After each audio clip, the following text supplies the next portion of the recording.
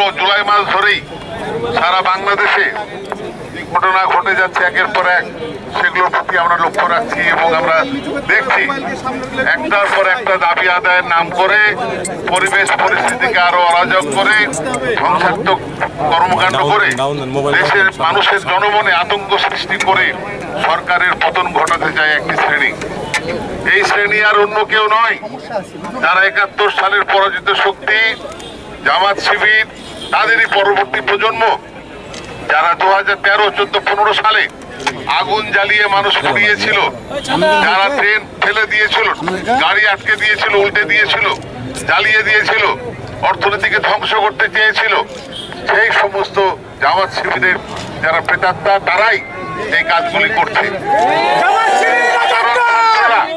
সাধারণ ছাত্র ছাত্রীরা আবেগবশত, তারা বুঝে হোক না বুঝে হোক, তারা এদের পাল্লায় পড়ে আজকে বিপদগামী হয়েছে। কারণ ইতিমধ্যেই ছাত্রছাত্রীদের যে বৈষম্যের ব্যাপারে, কোটার ব্যাপারে যে কথা ছিল, সেই দাবি মাননীয় প্রধানমন্ত্রী কয়েকদিন আগেই মেনে নিয়েছেন। এবং শুধু তাই না, তারা যা প্রত্যাশা করেছিল তার চেয়ে বেশি পরিমাণে তাদের ওইখানে দাবি তিনি মেনে নিয়েছেন। এবং তারপরেও আমরা লক্ষ্য করছি তাদের যে পরবর্তীতে 9 দফা দাবি তারা দিয়েছে, সেটা নিয়েও আলোচনার জন্য মাননীয় প্রধানমন্ত্রী বলেছেন, আমার গণভবনের দরজা খোলা আছে, আমি আলোচনায় বসতে চাই, তোমরা এসো, আমি তোমাদের সঙ্গে কথা বলবো, আমি আলাপ চাই, সংলাপ চাই, শান্তি চাই, কোনো বিশৃঙ্খলা চাই না, অশান্তি চাই না। এরপরেও আমরা লক্ষ্য করছি যারা বাংলাদেশকে বারে বারে ধ্বংসের মুখে নিয়ে যেতে চায়, মানুষকে হত্যা করে, যারা মানুষ স্বাধীনতাকে মানে না, সার্বভৌমত্বকে মানে না, আওয়ামী লীগকে অস্বীকার করে, জাতির পিতা জাতীয় চাল নেতাকে অস্বীকার করে, তারা আজকে ছাত্রদের ঘাড়ে বন্দুক রেখে গুলি করে যাচ্ছে।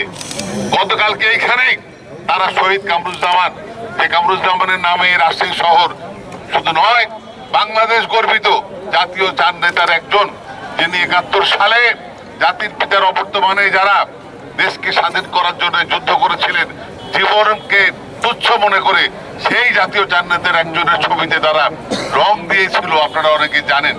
এত বড় দুঃসাহস কখনোই এই কাজ করবে না। এই কাজটি করেছে অবশ্যই জামাত শিবিরের প্রশিক্ষিত ক্যাডারেরা, যাদের কাছে জাতীয় চার নেতা, বঙ্গবন্ধু সবই যাদের কাছে অর্থহীন, গুরুত্বহীন, সেই তারা এই কাজ করেছে। শুধু তাই নয়, তারা মাননীয় প্রধানমন্ত্রী সম্পর্কে যে সমস্ত অশ্লীল কথা বিভিন্ন জায়গায় লিখেছে, এইটি সাধারণ ছাত্র ছাত্রীদের কাজ হতে পারে না। সেই কারণে আমার ভাইদের বোনদেরকে আমার আহ্বান, তারা অসহযোগ আন্দোলনের ডাক দিয়েছে।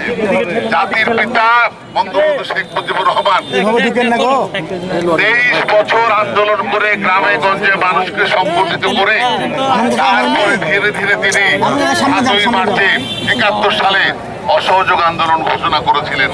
আর আজকে আমরা লক্ষ্য করছি যারা অসহযোগ দিয়েছে তাদের কথার মধ্যে অনেকগুলি কথা বঙ্গবন্ধু যেভাবে 7ই মার্চে ভাষণ দিয়েছিলেন সেটারই অনুকরণ তারা করেছে, আমরা লক্ষ্য করেছি। এত সহজেই যদি অসহযোগ হতো, এত সহজেই যদি সরকার পতন হতো, এত সহজেই যদি মানুষ তাদের সকল কথা শুনতো, তাহলে তো আজকে তাদেরকেই প্রধানমন্ত্রী, রাষ্ট্রপতি, অন্যান্য মন্ত্রী করে দেওয়া দরকার ছিল। মনে করি যারা এগুলি করছে তারা ধৃষ্টতার সীমানা ছাড়িয়ে যাচ্ছে। আমরা শান্তিপ্রিয় মানুষ, রাজশাহী শান্তিপূর্ণ, আমরা রাজশাহীকে শান্তিপূর্ণ রাখতে চাই। বাংলাদেশের শান্তি সরকার দেখবেন, রাজশাহীর বিষয়টি আমরা দেখতে চাই। কেউ যেন আমাদের কোনো অশান্তি করতে না পারে, কেউ যেন বিশৃঙ্খলা করতে না পারে, সেই জন্যে আপনারা, তোমরা নিজেরাও সজাগ থাকবে। প্রত্যেকেই আগ বাড়িয়ে কোনো কিছু করবার কারো দরকার নেই। আমরা শান্তিপূর্ণ অবস্থান নিয়ে আছি, আজকে শান্তিপূর্ণ অবস্থানে থাকবে। যদি কখনো আমাদের গায়ের উপরে এসে পড়ে, সেক্ষেত্রে তো আমাদের কিছু করার থাকবে না। কাজেই আমি অনুরোধ করব আমার ভাইদেরকে এইখানেই অবস্থান নেবার জন্য। অন্যান্য যা বিষয় দুপুর হয়ে গেছে সেখানকার ব্যবস্থা করা আছে, আমরা সেগুলি ইনশাআল্লাহ করব। আর আমি বলতে চাই, আমাদের এই বিষয়টি, এই অবস্থানটি যতদিন পর্যন্ত দেশ শান্তিপূর্ণ জায়গায় না আসে আমরা এটি চালাতে থাকবো ইনশাআল্লাহ। সবাইকে আসার জন্য অনুরোধ করছি, প্রতিদিন আসবে তো।